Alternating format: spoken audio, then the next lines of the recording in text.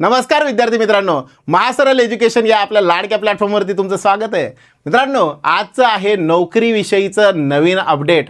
हे अपडेट फार महत्त्वाचं आहे मित्रांनो. तुमची जर 10वीची परीक्षा तुम्ही दिलेली असेल तर तुमच्यासाठी ही एक चांगली संधी आहे सरकारी नोकरी मिळवण्यासाठी. मित्रांनो, जर मी म्हटलं समजा 10वी पासवाल्या लोकांना अशा काही नोकरीच्या संधी मिळू शकतात का? सर, बँकेमध्ये नोकरी करता येऊ शकते का? नक्कीच करता येऊ शकते.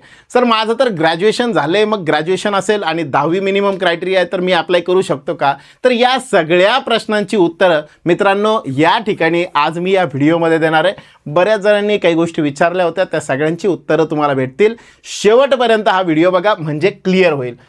जर मी म्हटलं समजा आरबीआय म्हणजे नेमकं काय? Reserve bank of India. Reserve bank of India ही म्हणजे बँकांची बँक असते.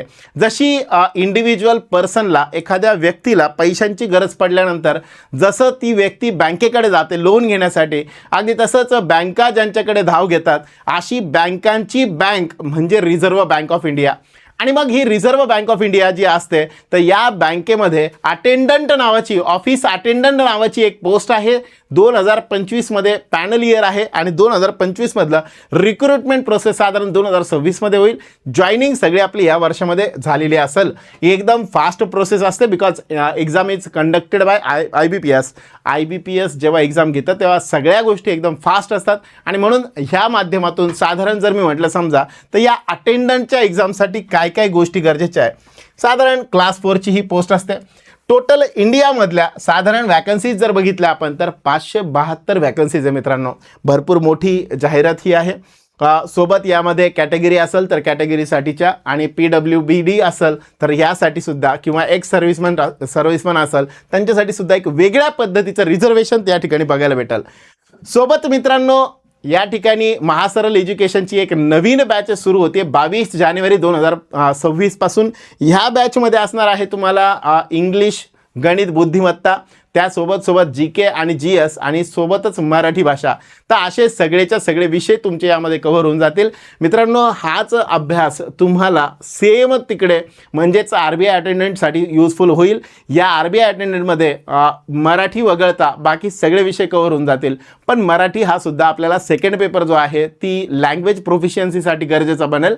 तिकडे तुम्हाला मराठीचा फायदा जो आहे ट्रान्सलेशनसाठीचा तो नक्कीच होईल. त्याबद्दल मी पुढे अजून डिटेल बोलतो. बॅचबद्दल डिटेल माहितीसाठी अजून एक व्हिडिओ आहे, तुम्ही तो बघू शकता. चला, इम्पॉर्टंट डेट्स, जसं की तुमच्या आवडीचा मुद्दा जो आहे दॅट इज डेट्स. पण ही वाली थोडीशी वेगळी डेट आहे, ती वाली डेट नाही आहे, ही वाली डेट आहे. कोणत्या कोणत्या तारखा महत्त्वाच्या बनतात मित्रांनो? ऑनलाईन ॲप्लिकेशन करण्यासाठी 15 जानेवारीपासून सुरुवात झालेली आहे. 4 फेब्रुवारी 2026 पर्यंत तुम्ही अप्लाय करू शकता. रात्री 12 वाजेपर्यंत. फीस पेमेंटसाठी सुद्धा सेम क्रायटेरिया, सेम डेट आहेत. मग इकडे साधारण एक्झामच्या डेटसुद्धा ऑलरेडी फिक्स असतात. 28 फेब्रुवारी आणि 1 मार्च 2026 या 2 डेट आहेत की ज्या दिवशी एक्झाम ही कंडक्ट केली जाणार आहे. याचे वेगवेगळे सेंटर असतील, त्या सेंटरवरती एक्झाम्स होतात. एज लिमिट, मग सर वयोमर्यादा काय असते? साधारण वयोमर्यादा 1/1/2026 पर्यंत तुमचं 18 वर्ष वय कंप्लीट असलं पाहिजे. मग काही जण म्हणतील सर 18 कंप्लीट नाही आहे, मग फेब्रुवारीमध्ये कंप्लीट होतं आहे, चालेल का? बिलकुल नाही चालणार. ठीक आहे, तर कंपल्सरी तुम्हाला 18 वर्ष जे आहे ते कंप्लीट झालेलं असलं पाहिजे. आणि जर मी म्हटलं मॅक्झिमम एज जे आहे ते 25 वर्षापर्यंत, त्यापेक्षा कमी असलं जास्त असलेलं चालणार नाही. म्हणजे 18 ते 25 या वयोगटात तुम्ही बसत असाल तर तुम्ही एलिजिबल आहात. यानंतर मी म्हटलं SC ST असेल तर 5 वर्ष जास्त म्हणजे 25 + 5 असं 30 वर्षापर्यंत तुम्ही ती एक्झाम देऊ शकता. OBC असेल तर 28व्या वर्षापर्यंत आणि PWBD किंवा बाकी अजून जे आहेत त्यामध्ये एक सर्व्हिसमन असेल तर अशा केसमध्ये 15 पर्यंत पण सूट जी आहे ती एजपर्यंतची मिळते. इलिजिबिलिटी क्रायटेरिया 10th पास असेल तर अशा केसमध्ये ज्या स्टेटमधनं तो पास आहे त्या स्टेटमधली लँग्वेज, लोकल लँग्वेज आहे ना, खूप जास्त महत्त्वाचं आहे. सर हे त्या स्टेट्समधलं म्हणजे नेमकं काय? महाराष्ट्रातनं तुम्ही 10वी पर्यंतची एक्झाम दिलेली आहे, मग अशा केसमध्ये तुम्हाला मराठी भाषा येणं कंपल्सरी आहे. सर मी CBSE लावतो, मग तरीसुद्धा तुम्हाला मराठी भाषा येणं कंपल्सरी आहे. कोणता स्टेटला तुम्ही कन्सर्न करतात, ज्या स्टेटमधनं तुम्ही बिलॉंग करतात त्या स्टेटमधली लोकल लँग्वेज तुम्हाला येणं यामध्ये कंपल्सरी आहे. मस्ट बी अंडर ग्रॅज्युएट, तुम्ही अंडर ग्रॅज्युएट असले पाहिजे. मग मी म्हटलं ना, जसं काही लोकांचा मुद्दा आहे लाईक सर आम्ही तर ग्रॅज्युएट झालेलो आहे, मग आम्ही तर बिंदास करू शकतो ना आपल्या. बिलकुल नाही. ग्रॅज्युएटवाल्या लोकांसाठी ही जागाच नाही आहे. ही वॅकन्सी आहे फक्त 10वी-12वी लोकांसाठी, क्लास 4 लेवलची वॅकन्सी आहे. आणि त्यामुळं 10वी किंवा 12वी त्याच्यापेक्षा जास्त तुम्ही शिकलेले असाल तर तुम्ही जॉब सोडून निघून जाशाल तुमची ट्रेनिंग विनिंग झालं. आणि म्हणून ह्या भीतीने जे आहे तर कंपल्सरी ग्रॅज्युएट जो आहे तो अप्लाय करू शकत नाही. मग सर मी 12वीचंच हायेस्ट क्वालिफिकेशन टाकतो, माझं ग्रॅज्युएशन झालेलं असलं तरी मी त्यांना काही सांगणारच नाही, त्यांना काही दाखवणारच नाही या सगळ्या डॉक्युमेंटवाल्या गोष्टी. आणि मग केलं तर चालेल का अप्लाय? नका करू मित्रांनो. आपण फॉर्म भरतोय IBPSमध्ये. एक एक्झाम गेली तर हरकत नाही, पण IBPSकडे सगळा डेटा स्टोअर राहतो. अशा केसमध्ये मला नाही वाटत की आपण रिस्क घ्यायला म्हणजे चांगली गोष्ट नाही आहे. रिस्क घेऊ नका बिना कामाची, ठीक आहे. आणि म्हणून मग अप्लाय ग्रॅज्युएट असेल तर ह्या पोस्टला अप्लाय नाही केलं तरी चालेल. अंडर ग्रॅज्युएट असेल तर मग मात्र 100% करा. लोकल लँग्वेज ही जी आहे ती कंपल्सरी असेल. स्टेटमध्ये साधारण जर मी म्हटलं समजा स्टेजेस कोणत्या असणार, सिलेक्शन प्रोसेस नेमकी काय असणार, सगळ्यात पहिल्यांदा असेल मित्रांनो ऑनलाईन टेस्ट. तुम्हाला ऑनलाईन टेस्ट होईल. ऑनलाईन टेस्ट एकच असेल ज्यामध्ये कोणते सब्जेक्ट असतील, साधारण रिझनिंग असेल 30 marks, English, general awareness, numerical ability, या पद्धतीने सगळा क्रायटेरिया जो आहे तो असेल. ओव्हरऑल जर मी म्हटलं स्टेज 2 असेल लँग्वेज प्रोफिशियन्सी टेस्ट. याच्यामध्ये काय असणार, ट्रान्सलेशन ज्याला म्हणतो आपण, भाषांतर करा. एक पॅसेज दिला जाईल इंग्लिशमधला, त्याला मराठीत करायचं आहे, मराठीतला दिला जाईल त्याला इंग्लिशमध्ये कन्वर्ट करायचं आहे. ह्या टाईपचे ट्रान्सलेशनवाले क्वेश्चन्स याच्यामध्ये काय असतात. सोबत अजून बऱ्याच काही गोष्टी म्हणजे मराठी भाषेशी रिलेटेड ही लँग्वेज प्रोफिशियन्सी टेस्ट असते. मग यामध्ये साधारण क्रायटेरिया पेपर पॅटर्न या पद्धतीचा असतो. रिझनिंग बुद्धिमत्ता चाचणी, इंग्लिश जनरल अवेअरनेस, त्यानंतर न्यूमेरिकल ॲबिलिटी 120 मार्क्ससाठी 120 क्वेश्चन्स येतात आणि 90 मिनिट्स जे आहेत ते सॉल्व करण्यासाठी असतात. सर ह्या क्वेश्चनला निगेटिव्ह मार्किंग असते का? असते. 1/4 निगेटिव्ह मार्किंग असते. 1/4 निगेटिव्ह मार्किंग.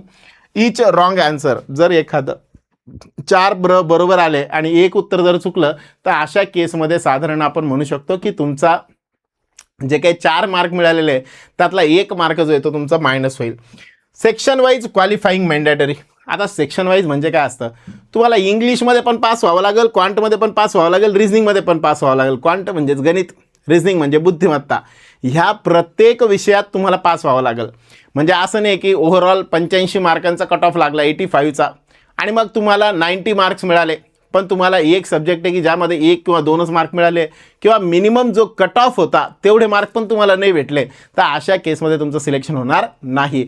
किंवा या उलट मी म्हटलं प्रत्येक विषयात 7-8 मार्कांचा कट ऑफ आहे आणि सगळ्या विषयात तुम्हाला 8-8, 10-10 मार्क मिळाले आणि सगळे मिळून 40 मार्क झाले आणि ओव्हरऑल 85ला जर पासिंग आहे, तर अशा केसमध्ये तरी पण तुमचं सिलेक्शन होणार नाही. म्हणजे तुम्हाला प्रत्येक विषयात पास पण व्हायचं आहे, सोबत ओव्हरऑल स्कोअर जो आहे तो पण जास्त असला पाहिजे. ह्या पद्धतीने तुम्ही जर असाल तर तुम्ही पास झालेले आहेत. ओके. नेक्स्ट आहे तर लँग्वेज प्रोफिशियन्सी टेस्ट. याच्यामध्ये ही क्वालिफाईंग असते नेचरमध्ये, तुम्हाला बऱ्यापैकी जमून जाईल कारण जर तुमची मराठी लोकल लँग्वेज ओके असेल तर. आता सगळ्यात महत्त्वाचा मुद्दा आहे तो सॅलरी अँड बेनिफिट. सॅलरी आणि बेनिफिट विचारूच नका, 1 नंबर जॉब असतो. ह्या जॉबमध्ये साधारण 24,250 एवढी सॅलरी मिळते बेसिक पे आणि ग्रॉस सॅलरी साधारण 46,000 पर मंथ जाते. सोबत HRA हाऊस रेंट अलाउन्स, म्हणजे एक तर तुम्हाला क्वार्टर भेटलं, नाही भेटलं तर अशा केसमध्ये तुम्ही जिथं राहताय त्याचं भाडं तुम्ही रिइम्बर्स करू शकता. या पद्धतीची व्यवस्था त्या ठिकाणी आहे. सोबत मेडिकल आहेत, मेडिकल फॅसिलिटी, इन्शुरन्स आहे, तुमच्या फॅमिलीचा इन्शुरन्स आहे, त्यानंतर पेन्शन, ग्रॅच्युटी, त्यानंतर PF, या सगळ्या गोष्टी मित्रांनो तुम्हाला याच्यामध्ये मिळतात. सोबत दर 6 महिन्याला आपले ऑलरेडी काही लोक विद्यार्थी तिकडे जॉब करत आहेत, त्यांच्या म्हणण्यानुसार सर आम्हाला दर 6 महिन्याला फर्निचर अलाउन्स मिळतो. आता बघा हे पहिलेच रेंटनी राहत आहे, हे काय रिनोव्हेशन करणार एक दर 6 महिन्याला? बिलकुल नाही. पण 50,000 रुपयांचा फर्निचर अलाउन्स यांना दर 6 महिन्याला भेटतो. साधारण ₹1,00,000 वेगळे बोनस झाल्यासारखे झालं, ठरवून घ्या. सो एवढ्या चांगल्या पर्क्स आणि फॅसिलिटीज ह्या रिझर्व्ह बँक ऑफ इंडियामध्ये आपल्याला भेटतात. ठीक आहे. आणि मग फायनल किती याच्यात वर्क काय असतं, त्याचं नाव नेमकं काम काय असतं. फाईल आणि रेकॉर्ड मुवमेंट. एखादी फाईल एका डेस्कवरनं दुसऱ्या डेस्कवरती घेऊन जाणं. ऑफिसचा असिस्टंट म्हणून काम करतो. क्लरिकल जो असतो त्या क्लर्कच्या हाताखाली आपण म्हणू शकतो असा पर्सन हा काम करतो. डाक डिलिव्हरी, जे डाक आहे तर पोस्टात नेऊन टाकणे वगैरे त्या सगळ्या गोष्टी. आणि लास्ट वन दॅट इज जे पण नॉन क्लरिकल जॉब असतात, म्हणजे क्लर्कला जे जॉब नाही करायचे असे सगळे जॉब कोणाकडे असतात? ऑफिस अटेंडंटकडे असतात. साधारण ॲप्लिकेशन फीस आहे 450 प्लस GST आणि इकडं SC ST बाकीच्यांसाठी साधारण 50 रुपये अशा पद्धतीची ओव्हरऑल जी आहे तर ती फी स्ट्रक्चर वगैरे असतात. आणि कुठे अप्लाय करणार? ऑनलाईन वेबसाईटवरती. त्याची लिंक मित्रांनो आपल्या डिस्क्रिप्शनमध्ये दिलेली आहे, ती बघून घ्या, एकदा गो थ्रू करून घ्या. या सगळ्या गोष्टी ज्या आहेत तर त्या महत्त्वाच्या होत्या तुम्हाला अप्लाय करण्यासाठी. अप्लाय केल्यानंतर काय महत्त्वाचं आहे अजून त्याबद्दल सुद्धा अजून डिटेल व्हिडिओ येईल. Thank you very much. सध्या जेवढं झालं असेल समजलं असेल तर सगळंच्या सगळं हे मॅक्झिमम लोकांपर्यंत शेअर करा. ज्या मित्रांना असं वाटतंय की आपल्याला समजलं आहे आणि अशाच जॉबची गरज माझ्या अजून दुसऱ्या मित्रांना सुद्धा आहे, त्यांच्यापर्यंत सुद्धा हे नक्की शेअर करा, लाईक करा. आणि अजून तुम्हाला वाटतंय की नाही मला काहीतरी विचारायचं आहे, अजून एखाद्या नोकरीविषयी विचारायचं आहे तर कमेंटमध्ये बिनधास्त लिहा, काही लाजू नका. Okay, thank you very much.